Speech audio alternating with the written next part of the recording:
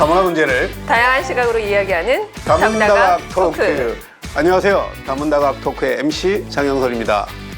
다문화인들의 대변인 김홍렬입니다. Merhaba, ben Sinan. Yaklaşık 25 yıldan beri Kore'deyim. Kardeş ülke Kore'den, Tamuna televizyonunuzdan bütün Türkiye'ye selamlar. Merhaba. Hola, yo soy Hanna, tu coreana favorita. 안녕하세요. 한국과 남미를 잇는 크리에이터 유한나입니다. 반갑습니다. 저는 순간 지금 나라를 이동한 것 같아서 제가 어떻게 얘기를 해야 될지 제가 격하게 뭐라고 느껴집니다. 했는지 혹시 아시나요? 아니 몰라요. 제가 했던 말은 안녕하세요. 저는 당신의 최애 한국인 한나입니다. 라고 어물린 귀에 거예요. 쏙쏙 들어요. 최애 한국인. 네, 최애 한국인. 최애가 그러면은 파보리타. 파보리타. 영어 페이보릿처럼 네, 파보리타. 파보리타. 맞아요. 파보리타. 올라는 무슨 말이에요? 올라는 스페인어로 안녕이라는 뜻이에요. 아, 그래요? 올라. 다 같이 올라. 올라. 그럼 어떻게 터키에서는 예, 터키 말로는 쉽습니다. 올라만큼 쉽진 않겠지만 메라바입니다. 메라바. 메라바. 예, 메라바. 한자가 메라바. 더 추가가 되니까 어렵네요. 메라바. 네. 한나 씨가 이제 유튜브 구독자가 60만 명이나 되는 유명 이제 유튜버라고 들었거든요. Honey, I'm down. But tell me if you are. 상당히 유명한 인플루언서뿐만 아니라 어린 나이에 또 화장품 사업까지 하신다고 들었거든요. 네, 사실 제가 뷰티 쪽에 항상 관심이 많았어서 제 컨텐츠도 주로 그쪽이고 자연스럽게 화장품 사업에 관심을 가지게 된 것 같아요. 그 유한나 씨는 아버님이 그러면 그 한국 분이세요? 네, 저는 아버지가 한국 분이시고 어머니가 페루 분이세요. 아버님하고 어머님의 이제 좀 만남이 좀 궁금해지는데요. 상당히 이제 먼 나라잖아요. 네, 이게 또 스토리가 있는데 스토리가 굉장히 영화 같은 스토리예요.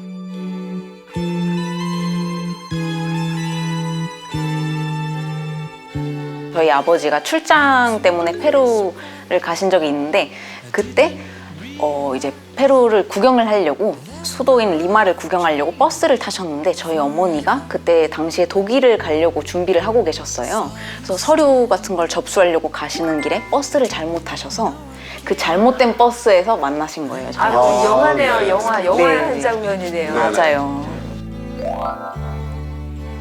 Dreams are my reality. The only kind. 그러고 보니까 이제 오신환 대표님하고 한나 씨도 이제 대표이사시네요. 두 분 다 양쪽에서 대표님을 모시고 있는 거네요. 예, 두 분 공통점이 좀 있는 것 같은데 지금 근황이 좀 어떠신지 사업 근황이. 이제 조금 이제 9월 중순부터 조금 이제 좀 시장이 다시 한번 움직이기 시작했기 때문에 많은 기대를 하고 있고요. 그동안 네네. 많은 손해를 봤었지만 내년 여름쯤에 이제 외국인들도 오게 되면 정말 빨리 좀 소화가 될 것 같습니다. 네. 네. 위드 코로나가 진행이 되면서 이제 조금 경제적인 부분이 회복이 될 것 같습니다. 네. 그럼 오늘 저희와 함께 다문화 정책에 대해서 함께 이야기할 게스트를 모셔볼까요? 네. 오늘의 게스트는 바로 이분이십니다. 좀 질문하실 때 제대로 공부하시고 제대로 근거를 갖고 질문합니다. 기대에 어긋나지 않도록 잘하겠습니다. 의원님 이제 정말 편히 잠드시기 바랍니다. 고맙습니다.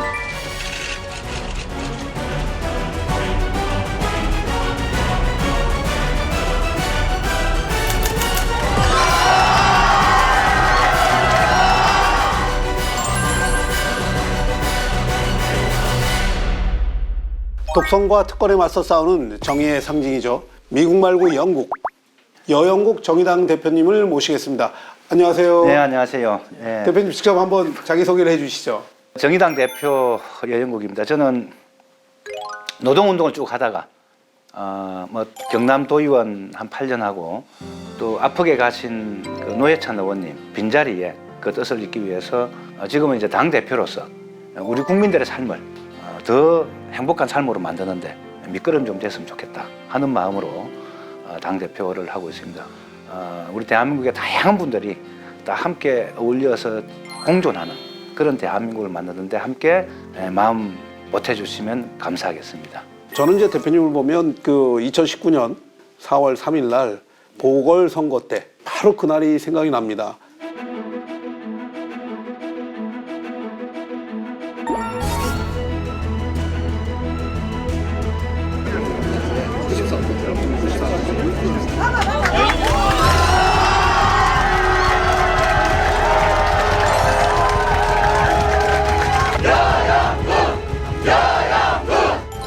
99.98%까지도 알 수 없던 그 선거에서 막판에 이제 504표짜로 이기셨잖아요. 마지막 또 감동을 신 게 영구가 국회 가자! 그럴 때 많은 사람들이 그 얘기를 하면서 정말 제가 그때 감동적이었거든요. 네. 그때 당시에 소감을 한번 좀 다시 한번 듣고 싶어요. 다시 이제 감동이 이 이렇게 좀 막 올라오네요. 많은 분들이 기억을 하셔서. 예. 사실은 굉장히 아픈 선거를 치른 거거든요. 저는 오로지 노회찬 정신이 여기서 중단되면 안 된다. 그러면 저를 통해서 그 바람이 좀 이어지기를 전국의 많은 국민들이 바라고 있었기 때문에 당시 이제 지금의 국민의힘과 정의당이 전 당력을 쏟아부은 당시 황교안 대표도 상주를 좀 하셨고 이정미 대표도 상주를 좀 하면서 선거를 진두지휘했고 이 작은 표차긴 하지만 네네. 그래서 그 순간은 아마 우리 전체 당원들도 아마 평생 잊지 못할 네. 그 순간이 될 거다 하는 생각을 하고 있습니다. 정말 감동의 이런 대드라마가 탄생한 걸 처음 봤어요, 정치에서. 두 분이 양쪽에서 네네. 지금 눈물들이 다 나시려고 해요. 저도 맞아요. 울어야 될 것 저도 같은데. 울지 마시고 당선증 가지고도 그 노회찬 의원님 그 음료소에 가서 당선증 인사드리고, 오시고 예. 했던 그 기억들이 정말 그 많은 그 국민들한테 참 좋았던 것 같습니다. 꽃을 꽂고 내가 제가 의원님을 대체할 수 없지만 그 역할을 대신하고자 합니다. 의원님 이제 정말 편히 잠드시기 바랍니다. 고맙습니다. 나도 죽어서 서른의 마음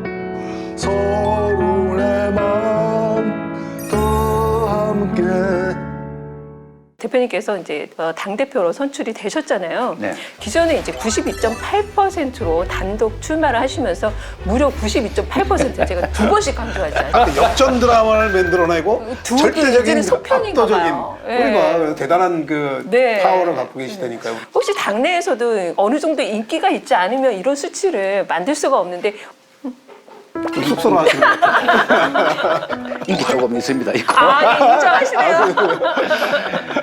우리 당원들이 그 2019년 4.3 보궐선거는 네. 굉장히 큰 자부심으로 가지고 있습니다. 네, 네.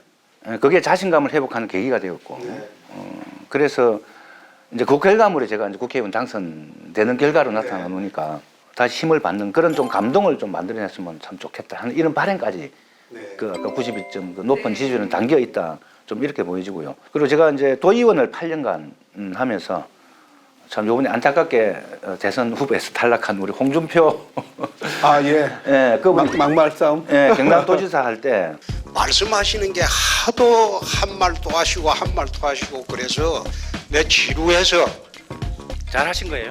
내 잘했다고는 이야기 안 하지만 그 굳이 잘못됐다고는 생각하지 않습니다. 좀 질문하실 때 제대로 공부하시고 제대로 근거를 갖고 질문하십시오. 어허 참 참 많이 지냈습니다. 많이 싸우면서. 친하게 지내셨어요, 사실? 싸우면서 정드신 거죠? 예, 단식하고 막 할 때 응원도 오고 그랬어요. 네. 그래서 제가 한번 해보겠습니다 했을 때 우리 기꺼이 이제 힘을 좀 모아준 거는 그런 신뢰가 좀 바탕이 된 게 아닌가. 혼자 생각입니다. 예, 짧은 시간이지만 네. 당대표 하시면서 괜히 당대표 됐다 하시는 적이 있는지. 제가 이제 집은 창원이고 저 경남 창원이고요. 여기 지금 혼자 조그만 원룸 빨래 건조대하고 같이 자고 있습니다. 거기 탐방을 한번 제가 저희 다문화 TV에서 가봐도 될까요? 당 대표 내가 왜 괜히 맡아서 이 고생이고 하는 생각이 왜 안 들겠습니까? 우선 당을 다시 신뢰받는 당으로 좀 더 힘 있는 당으로 이렇게 만들어내는 게 그게 전제가 되어야 저라는 사람의 정치도 존재하는 거다. 그 사명감 때문에 사실은 약간 후회될 때도 있어도 머리 한번 흔들고 이러면 안 돼 하고 막 그러고 있습니다. 예. 여영국 대표님은 평범한 삶을 사시다가 노동운동에 눈을 뜨시면서 네. 인생이 완전히 바뀌셨다고 하시는데 어떻게 평범한 삶에서 이렇게 노동운동에 눈을 뜨게 되셨는지 궁금하네요. 82년도에 부산 사상공회에서 첫 직장 생활, 이제 고등학교 3학년 때 실습 나가서 네. 시작을 좀 했는데 그때 이제 일당이 2,600원이었습니다. 한 시간 아니고요? 하루에? 네, 하루에 하숙비가 5만 원이었거든요. 네. 그럼 2,600원을 30일 계산해도 76,000원이에요. 네네. 그래서 노동조합이란 것을 가입을 하고 좀 정치를 해야 되겠다. 네. 이렇게 이제 노동운동하면서 마음을 먹었던 것은 그 2003년도 거기 한 노동자가 분신 자살을 합니다. 그 투쟁을 하면서 좀 다른 삶을 살아야 되겠다. 사실 그 당시에는 그 노동운동 환경에서 구사대라고 하는 아주 무지막지한 친구들이 막 강목 들고 들어와서 네. 막 했던 그 기억들이 저희 정말 생생하거든요. 지금 우리 심상정 대표 구로 동맹파업을 했습니다. 아, 네. 심상정 대표가 구로 동맹파업할 때 저희들도 파업을 네. 창원에서. 4시간인가 했어요. 네네. 이게 한 달도 안 돼서 이제 그 지도부를 구속하고 네네. 막 해고하고 네. 막 이러면서 이래가 안 되지 해서 제가 이제 바로 그 탄압에 맞서서 이제 저항하면서 노동조합 운동에 깊숙이 뛰어드는 네네. 이제 그런 계기가 된 거죠. 그 지난 3월에 이제 그 우리 여영국 대표님이 그 정의당 당대표로 이제 그 당선이 되셨는데요.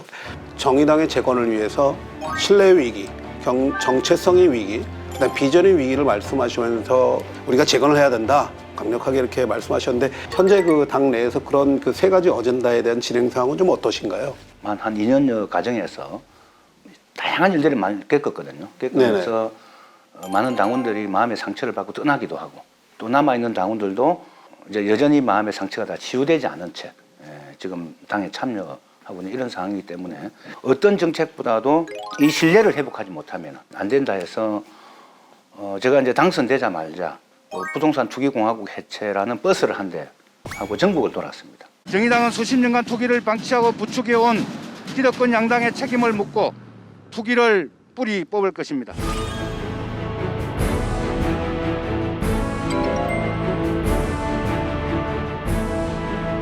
땅의 가치가 완전히 판을 치는 이런 나라를 빨리 없애야 된다. 네네. 개선해야 된다 하는 그런 주장들을 각 지역을 돌면서 호소하고 결국은 지도부가 그런 헌신적 활동을 통해서 당원들에게 새로운 좀 활력도 좀 불어넣고 다시 한번 할 수 있는 계기점도 좀 만들어주고 네. 그 활동이 지금까지 쭉 이어지고 있습니다. 이것이 이제 진정 국민이 바라는 또 정의당의 하나의 이제 비전이자 미션일 수 있을 거라고 보여집니다. 대표님의 어깨가 상당히 무거워질 것 같아요. 이제 정체성의 위기는 뭐 결국은 참 어디다가 우리가 이 방점을 찍어야 될지 국민의 힘을 비판하면 민주당 이중대라 그러고 네. 민주당을 비판하면 국힘 이중대라 그러고 참 불행스러운 건데 대한민국 양당 정치가 만들어낸 네네. 이 프레임이 정의당 같은 이런 독자적 목소리를 못 내게 만드는 현재 이 구조로 되어 있다. 뭐 예를 들면은 2016년 촛불 이후에 20대 국회가 구성되었는데 그때 정의당은 촛불의 과제를 개혁 과제를 실현하기 위해서 민주당의 맨 앞에 서서 개혁을 선도하겠다. 네. 뭐 이러다 보니까 민주당하고 정책 공조를 하는 경우가 굉장히 연대를 하는 경우가 굉장히 많았습니다. 네. 그래 지난번 4.7 서울시장 부산시장 보궐선거 할 때 박영선 서울시장 후보가 노회찬 의원을 소환하면서 좀 도와달라 호소했을 때 제가 염치 없다는 네. 말로 이런 지하에 거절을 했습니다. 아, 그랬군요. 네. 우리 정의당의 포지션이 위치가 이렇게 오른쪽과 왼쪽, 이게 보수와 진보라는 이 범주 속에 계속 왼쪽에 서려고 하는 계속 왼쪽에다 깃발을 꽂아봤단 말이에요. 네네. 한국 사회의 기득권 양당 정치를 좀 밀어내고 이런 이제 보통 시민들의 대변하는 그런 좀 새로운 좀 대한 세력으로서 네. 자리매김하는 것. 그게 이제 정의당이 좀 중장기적으로 이뤄내야 될 과제다 이렇게 좀 보시면 될 것 같습니다. 그럼 마지막으로 아까 비전의 위기에 대해서는 어떤 과거 민주노동당부터 이렇게 쭉 보면은 소위 무상실이죠. 무상복지, 무상의료. 이걸 한국 사회가 당시에 이루어내야 될 과제로 아젠다를 던졌단 말이죠. 네. 이걸 다 다른 정당들이 민주당도 그렇고 지금 국민의힘도 그렇고 그 당시 민주노동당이 제시했던 그 과제를 중심으로 해서 지금의 보편적 복지가 이제 확보가 된 거죠. 그러나 지금은 이번 코로나 사태 2년을 겪으면서도 불평등은 세계 사상 최대로 벌어졌습니다. 디지털 산업의 전환, 뭐 이런 것들이 가져온 이 산업의 변화가 굉장히 크게 일어나고 있습니다. 그래서 플랫폼 라이더 노동자들, 배달 노동자들, 그 다음에 사회적으로 돌봄도 시장도 굉장히 커지고 있고, 프리랜서 노동자들도 커지고 있고, 그러나 이 사람들은 전부 노동권의 사각지대에 있습니다.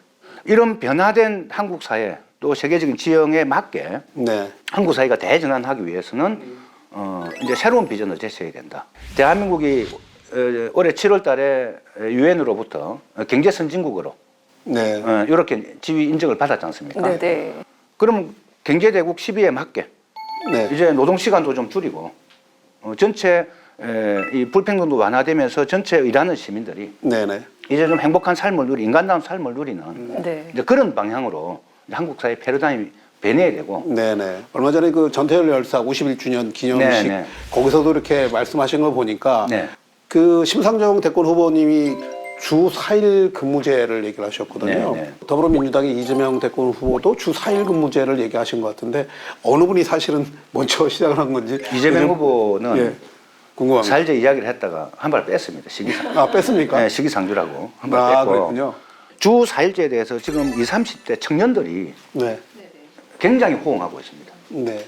이제 월, 화, 수, 목을 일하고 네. 금, 토, 일, 3일을 쉴 거냐. 월, 화 일하고 수요를 쉬고 목금을 일할 거냐. 네네. 뭐 이런 논쟁까지도 막 이어질 확대가, 정도로 예, 네, 이어지고 있습니다. 또 성장 일변도의 어떤 토건 사업 이런 중심이 아니라 이제 기후 변화에 맞게 지속 가능한 모든 생명체가 공존할 수 있는 그런 사회 시스템으로 패러다임이 바뀌어야 된다. 네네. 자, 이런 부분들에 대해서 이제 홍보를 하셔야 되잖아요. 그래서 대표님도 최근 보시니까 유튜브 활동을 열심히 하고 계십니다. 얼마 안 돼. 아, 그래서 교수님 구독자가 700회, 700 가입 그러니까 뭐 얼마 독자가 안 되시더라고요. 700개 안 되는데. 그래서 근데 콘텐츠는 되게 다양하세요. 구독자가 700명이면 그렇게 좋은 콘텐츠가 많은 거에 비해 너무 적은 거 아니에요? 어마어마한 숫자죠. 그게.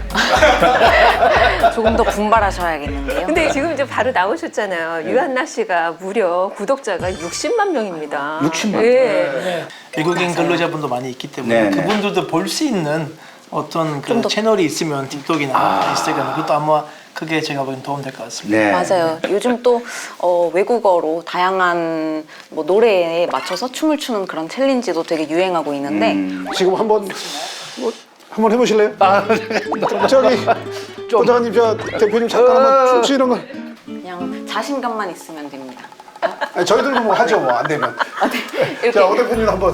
웨이브가 중요한데 뭔가 이렇게 하나, 둘 하고 이렇게 웨이브 하시고 어떻게 웨이브 많이 하시고 웨이브 이렇게 뭔가 이렇게 하나, 둘 하고 이렇게 웨이브 하시고 어떻게 웨이브 많이 하시고 웨이브 근데 웨이브 체조 같은 거 그거 괜찮겠다.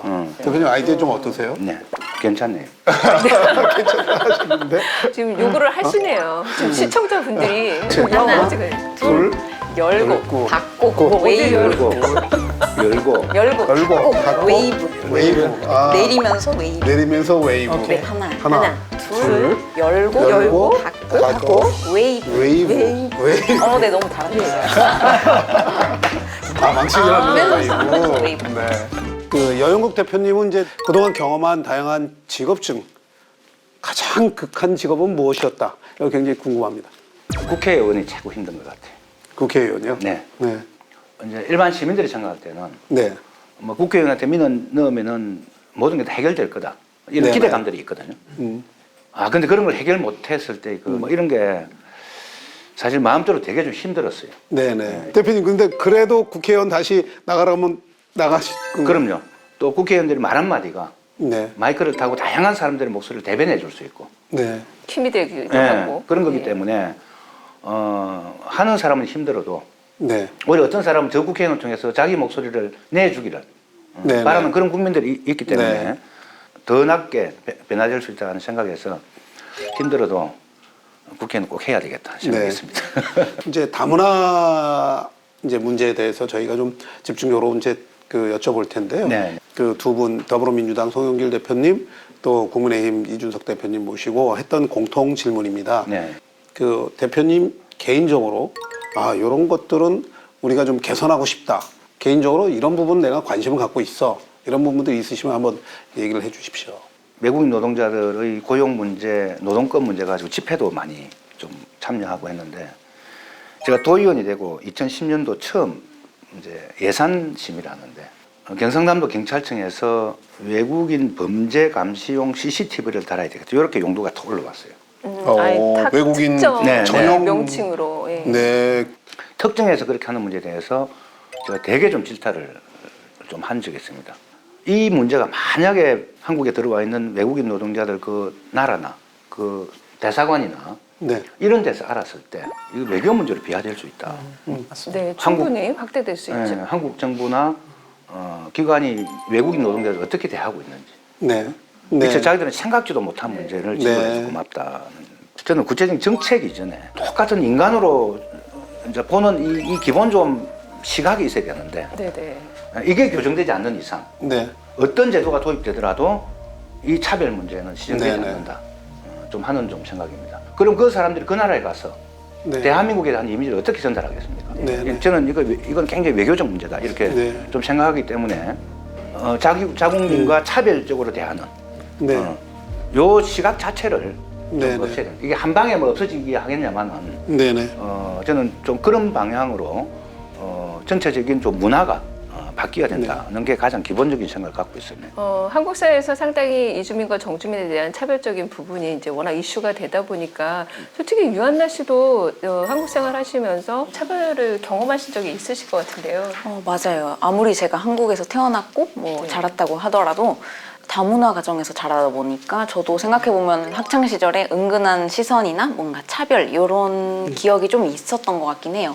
한 번은 수업 시간에 이제 차별과 다름에 대해서 얘기하고 있었는데 선생님이 저를 예시로 드시면서 너는 다르잖아 뭐 이런 식으로 말씀을 하셨는데 그때 다른 친구들의 주목을 받는 게 조금 창피했던 그런 기억이 많이 나네요. 오 대표님도 그 자제분이 셋입니다. 네. 세 분 다 저 한국에서 태어나셨을 거 아니에요? 네네. 사실은 이제 다문화 이제 글로벌 가족들을 보면은 이제 약간 생김새가 조금 다르거든요.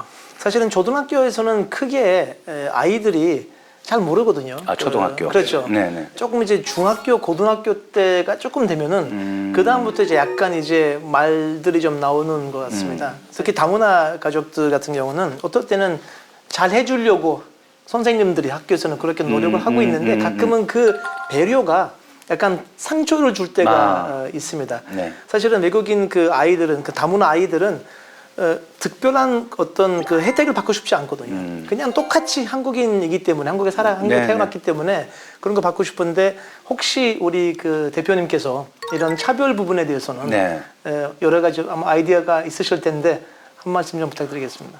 제가 그 국회의원 했던 그 동네 한 동네에 마을 학교가 있습니다. 이제 그 학부모들이 이제 모여서 하는 마을 학교인데 마을에 있는 엄마들이 함께 이제 케어를 하는 거죠. 네, 공동 육아. 그게 상당히 좋은 건데. 그렇습니다. 이게 이제 국가가 손이 미치지 못하는 부분을 이렇게 한 동네에서 좀 공동체적 사고로 이렇게 하면서 아이들이 차별 없이 좀 성장할 수 있도록 좀 밑받침이 돼주는 저는 이런 게 아주 구석구석에 좀 다 좀 형성됐으면 좋겠다. 저는 이게 오히려 대한민국의 법 제도보다도 훨씬 더 유용하게 이런 차별을 없애는데 기여를 할 수 있다는 생각을 좀 하고 있고 저는 이제 그런 게 참 중요하다 좀 이렇게 좀 생각을 하고 있습니다. 네, 특히 이제 한국 사회가 이주민이 증가하면서 이제 다양한 문화들이 이제 공존함과 더불어서 갈등 사례들이 상당히 많이 유발되고 있습니다. 그 중에서도 이제 대표적인 하나의 사례가 대구의 이슬람 사원을 건립하는 데 있어서 찬반 논쟁이 지금 뜨겁게 달궈지고 있습니다. 지금 현재 이제 8개월째 공사 중단 사례에 처해 있죠. 대표님 같은 경우에는 이 사건을 또 어떻게 보고 계신지요? 이게 이제 대표적으로 이제 주민들이 근거 없이 그 이슬람 하니까 뭔가 좀 왠지 좀 그렇죠. 테러가 있을 것 그래서 같고. 이제 오히려 이런 것들은 좀 정부나 행정에서 적극 나서가지고 좀 그렇지 않음을 오히려 이해시키고 해야 되는데 전혀 그런 역할이 좀 배제되어 있는 것 같아요. 그래서 이제 대표님께서도 이제 차별금지법 이제 제정을 촉구하셨을 뿐만 아니라 이에 대한 또 캠페인을 진행을 하셨는데요. 그 30km 행진도 하셨잖아요. 그래서 거의 뭐 불가능한 거를 계속 만들어내시는 것 같아요. 무릎하고 팔꿈치, 이마까지 땅에 닿게 하는 절 아니에요? 네네. 아니 그 절로 30km를 행진을 하셨다고 하셨는데 차별금지법 제정에 대한 어떤 절절한 마음이 지금 또 전해져 오거든요. 모든 인간은 그냥 있는 그대로 네. 그 사람이 어떤 지향을 가지든 어떤 정체성을 가지든 있는 그대로 존중해 주는 것. 네. 그게 저는 그래서 이런 걸 가지고 차별하지 말라는 거죠. 여성이라고 임금을 적게 주고 여성이라고 차별에 불이익을 주고 성진에 불이익을 주고 청년이라고 불이익을 주고 이런 차별을 하지 말라는 거죠. 그때 이준석 대표님께서 말씀하신 부분 특히 그 차별금지법에 대해서는 약간 그 어떤 기준이 비리한데 그래서 거기에 대한 논란들이 있기 때문에 약간 제정하는 게 이게 쉽지 않다. 포괄적으로 적용하려면 실제 차별금지법 제정하는데 예외사항이 많지 않을까라는 부분에 있어서 우려를 또 표명을 하기도 했었습니다. 예를 들면은 그 성폭력 전과자 네. 이거는 어느 당에서도 네. 우리 국민들 용납이 안 됩니다. 네네. 이건 어떻게 보면은 거의 전 국민적 사회적 합의나 마찬가지입니다. 네. 그러나 음주운전이 3번, 4번 네네.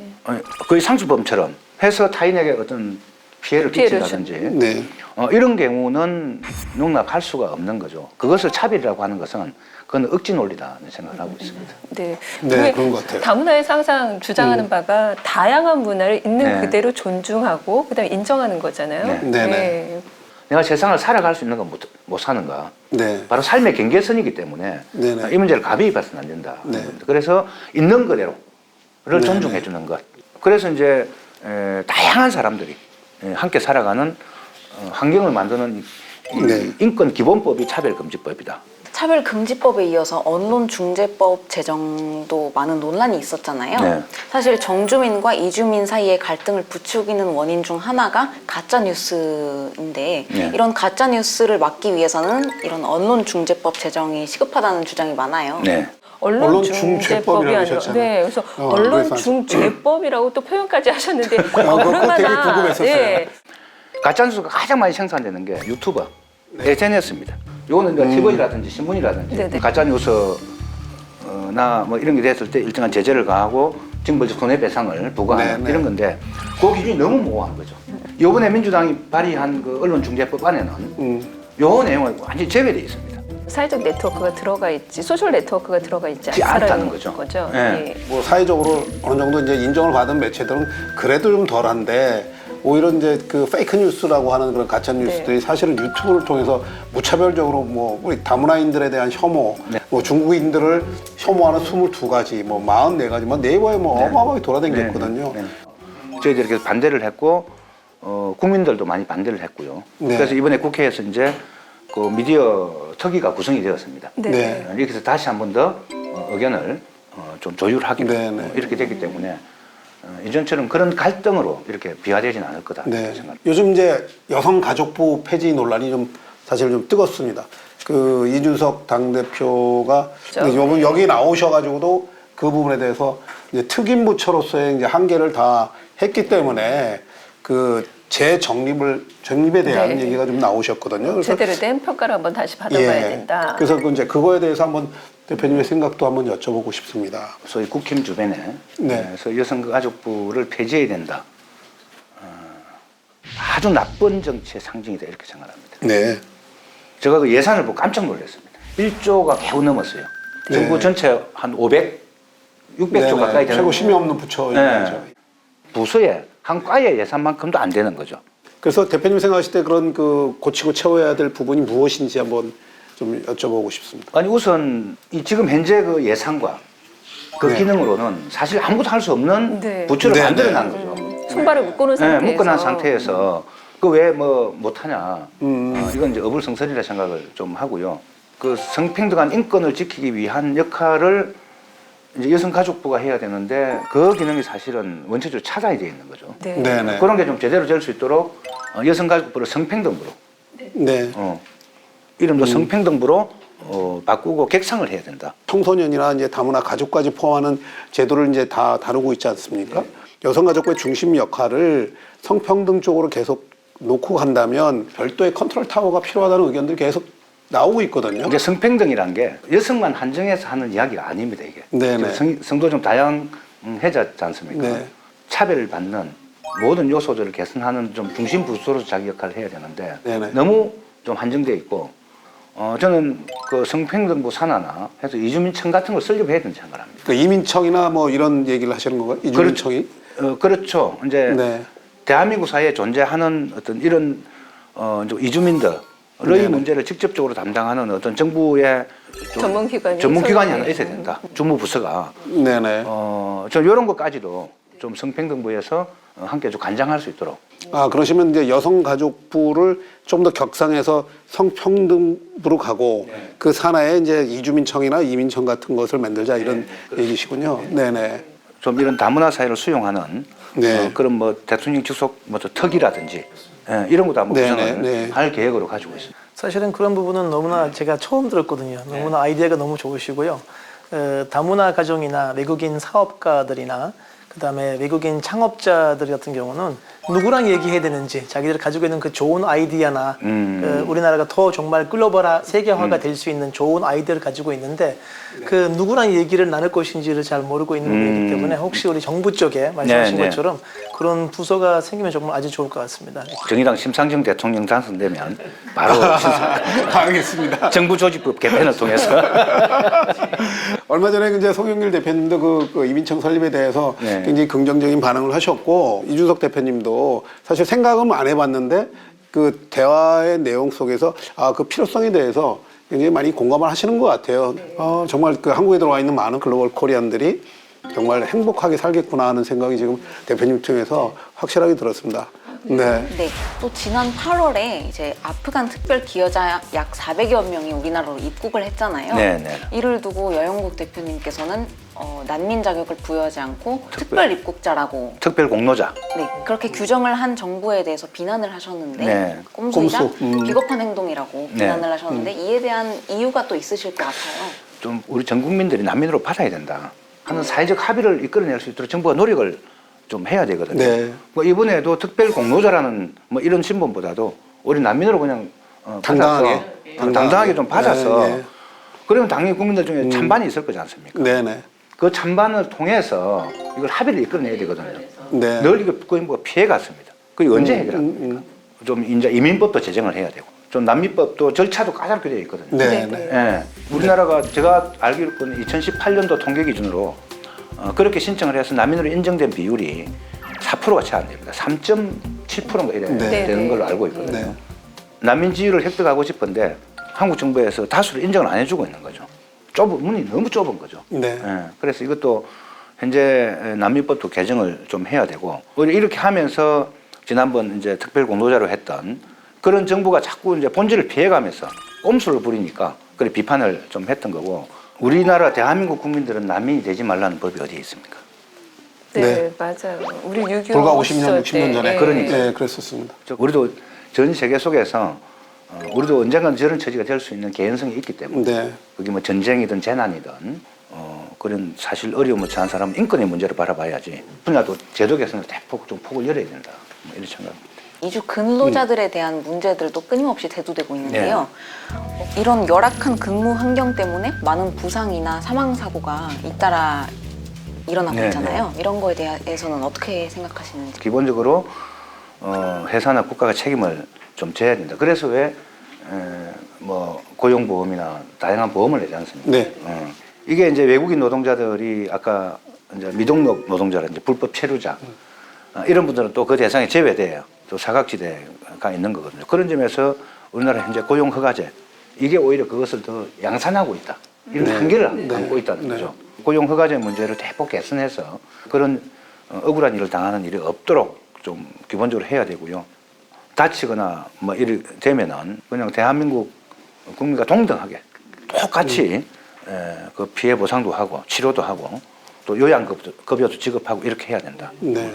대표님 얼마 전에 그 재활용 센터에서 쓰레기 분리하는 공장에서 터키 노동자 20대 죽었습니다. 네, 사고로. 물론 그 노동자의 잘못도 있긴 하지만 약간 그 환경에 대한 문제도 있었지만 근로자들의 제일 큰 관심 있는 부분, 핵심 되는 부분 사실은 중대재해법이 아닌가 싶습니다. 중대재해처벌법. 거기에 대한 이제 보완을 어떻게 하는 게 좋은지 말씀 좀 부탁드리겠습니다. 그러니까 우선 이제 우리가 교통사고 나면은 과실률을 따지지 않습니까? 네. 과실률 누가 더 과실이 큰지 네. 따지는데 산업재해는 일하는 노동자가 실수를 해도 다치지 않도록 하는 것이 네. 산업재해 예방의 측면이 강하거든요. 뭐 사망을 하거나 중대재해를 당하는 경우는 기업을 엄하게 살인법으로 처벌을 해야 됩니다. 영국은 이제 그렇게 해서 많이 줄였습니다. 그것을. 이걸 이제 우리나라는 기업이 반대한다고 해가지고 대폭 완화를 시켜버렸죠. 특히 이제 이 법 적용 자체를 5인 미만 사업장 아예 제외해버렸습니다. 네네. 사람이 일하다가 다치거나 죽거나 하는 가장 많이 발생하는데 5인 미만 사업장인데. 네네. 그렇죠. 네. 네. 이제 여기를 안 쳐다보고 엉뚱한 데만 쳐다보고 하는 이런 뭐 집권여당이나 정부 행태에 대해서는 정말 참 분노를 금할 수가 없고요. 네네. 공장에서 일하다가 어떤 유해 물질로 인해서 어떤 몸이 병들고 소위 이제 직업병이죠, 그게. 이렇게 얻어서 사람이 불구가 되거나 사망에 이르렀을 때 이거는 중대재해에서 제외해 버렸습니다. 이런 그러니까 삼성전자에서 백혈병이 또 생겨도 피해를 보상받을 수 있는. 네, 이제 그건 중대재해 범죄에서 벗어나 버린 거죠. 이만큼 이제 허점이 좀 많기 때문에 이건 좀 새롭게 또 개선이 되어야 된다 생각합니다. 그 대표님께서는 이제 그 투명 인간이라고 표현을 많이 하시잖아요. 뭐 교육기관들의 경비분들, 또 청소하시는 분들, 시설 관리 노동자들 이런 분들에 대해서 이제 권익 향상에 대해 굉장히 관심을 가지시고 상당히 많이 국감 내에서 질타도 하시고 이런 그 결과가 지금 어떻게 진행됐는지 굉장히 궁금합니다. 얼마 전에 서울대학교에서 또 청소 노동자 한 분이 돌아가셔가지고 되게 좀 사회적으로 문제가 된 적이 있습니다. 계단이 사람이 올라가면 요 밑에 좀 틈이 있지 않습니까? 공간. 네. 네. 여기에 아무 공기가 유통될 수 없는 환기창고도 없는. 환기창고도 네. 없는 곳에 이제 한여름에 휴직을 취하다 거기서 돌아가셨거든요. 그 현장을 가보고 이제 학교 구석구석에 휴게 시설을 좀 둘러봤습니다. 정부 그 노동부 지침에는 적어도 몇 명 일할 때는 어느 정도 규모 또 어느 정도 환경의 휴게 시설을 갖추어라. 또 화장실을 갖추어라, 샤워 시설을 갖추어라 다 지침이 나와 있습니다. 네. 한 개도 지키질 않았습니다. 대한민국 최고의 교육기관에서 이런 일이 있을 수 있나? 네. 이런 관점 제가 질타를 좀 많이 해서 이후에 대학 교육 평가할 때 일하시는 분들의 근로 조건을 좀 개선할 수 있도록 정부가 그런 걸 통해서 유도를 좀 해라. 구석구석 노동자들에 대한 어떤 착취 구조 이런 부분에 대해서 세심하게 알고 있는 것 자체가 일단은 조금 법의 통과에 대해서 좀 희망이 보여집니다. 아이고 당연히 그렇게 해서. 노동자의 한 사람으로서. 혹시 대표님 우리 당내에 예. 이주 근로자 뭐 위원회 같은 거 혹시 외국인들을 위한 거 혹시 있나요? 지금 현재 없습니다. 네. 예, 없고 그 사실 고민입니다 그게. 네. 이주민에 대한 좀 정책을 어떻게 할지 또 그 기구를 어떻게 설치할지 그걸 지금 고민하고 있는 중입니다. 사실 네네. 50만 명 가까이 그 이주 근로자들이 한국에 일하고 있는데 네. 그럼 거의 한 40개 정도 나라 사람이라고 합니다. 네. 뭐 한 달 한 번 아니면 두 달 한 번씩 만나서 얘기 한번 해도 정말 크게 도움 될 것 같습니다. 그 개인적으로는 저는 이제 그 대표님이 쓰셨던 그 이제 그 여영국의 그 만인보 네, 그 책을 보고 상당히 대표님께서 이제 노동자들을 또 그다음에 소외되신 계층에 계신 분들을 위해서 정말 열심히 그 노력을 하고 계신다는 것을 느낄 수 있었어요. 모든 그 다문화 가족 지원센터의 사회복지사분들이 급여 임금 가이드라인이 다 올라왔다고 합니다. 아이고 천만다행입니다. 예, 그래서 정말로 대표님께 감사의 말씀을 전해달라고 어저께 센터에서 계셨던 분들이 오셔서 말씀하셨어요. 아이고 고맙습니다. 이제 보건복지부 산하 단체하고요. 네, 여성가족부 산하 단체하고 이게 처우가 좀 차등이 좀 많이 있었습니다. 그 기준이 임금 없었어요. 테이블이 없어요. 네. 그러니까 이제 요걸 100호를 놓고 여기서 뭐 70인 경우도 있고 80인 경우도 있고 네, 이제 요 문제를 지적을 사실 했던 거죠. 뭐 저는 근원적으로 대한민국의 사회복지 시설에 근무하는 모든 사회복지사는 단일한 호봉 체계로 네네, 해서 우리 이 교사들처럼 네, 경력이 얼마 되면은 임금이 어떻게 되고 뭐 이런 시스템으로 되어야 네, 그분들도 큰 자부심을 가지고 좀 맞습니다. 활동을 할 수 있다 이런 생각을 하고 있습니다. 네. 지금도 현재 이제 다문화 가족 지원 센터에 보면 통번 역사, 그다음에 이중 언어 코치, 그래서 이주 여성분들이 실제 이제 종사자로 일을 하는데 그 센터에 근무하는 이제 한국인, 그다음에 정규직하고는 다른 급여 테이블을 갖고 있거든요. 네네. 그래서 계약직 상태에 놓여 있는 이제 결혼이주 여성분들의 급여가 오히려 삭감이 되는 사례가 또 발견이 되고 있습니다. 사람이 임금비로 잡히는 게 아니고 사람이 사업비로 잡혀요.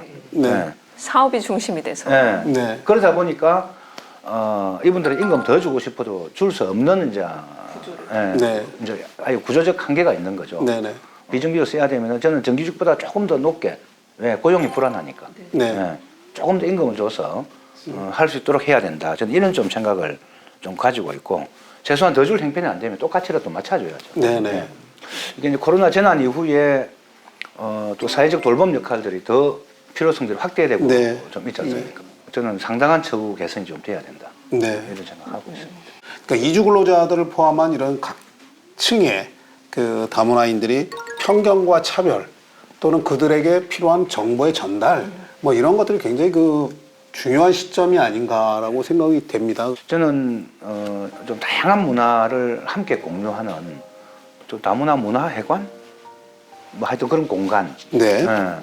그런 것 속에서 다양한 문화 체험을 함께 공유할 수 있도록 하는 게 굉장히 좀 중요하겠다. 네네. 이런 좀 생각이 좀 한편 들고요. 부담 없이 네. 문화를 자국의 문화도 함께 공유하고 다양한 문화를 수용하는 네. 방향으로 갈 수 있도록 필요한 시스템이 있으면 많이 네. 좀 바꿔야 된다. 학계 이론에서도 보통 이제 접촉보다는 접촉이면 제일 좋겠지만 이제 비접촉. 그래서 비접촉이라는 거는 매체를 통해서 다양한 문화들을 이해하고 수용할 수 있는 그런 간접 체험만으로도 충분히 다문화 수용성, 그다음에 존중이 이제 늘어난다라는 게 학계의 정설이기도 합니다. 그 대표님이 말씀하신 것처럼 그 27개 부처 중에서 가장 좀 힘없는 특임 부처다 보니까 그 예산을 받아올 수 있는 것도 한계가 있고 네. 그러다 보니까 여성가족부가 준비될 때까지 저희들이 이제 굳건하게 그 정말 다양한 문화와 그다음에 국내에 들어와 있는 많은 다문화인들한테 교육과 소통의 창구가 될 거라고 좀 생각합니다. 예.